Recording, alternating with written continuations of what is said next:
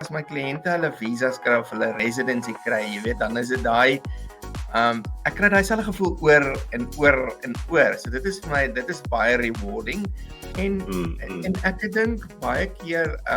jy weet, kliënte raak ook jy weet, jy's al so lank al deel van hulle lewens, want jy het hulle gehelp met die werkvisa, jy help met die residency visa, jy help miskien met die PR even, en mense is vir omtrent 4, 5, 6 jaar in jou lewe, en baie mense hou nog kontak met my, en jy weet, uit die blou tyd sal iemand my bel en hoor hoe gaan dit, en dit en dat, so dit is amper soos family, jy weet, dit is nie daai, daai, en dit is vir my nice, dit is vir my nice. Great. Ek kan nie glo ons is alweer amper op die einde nie, so ons gaan nou kom land. Wat is jou top 3 wenke vir iemand wat nou 'n visum aansoek wil indien, maar nog ons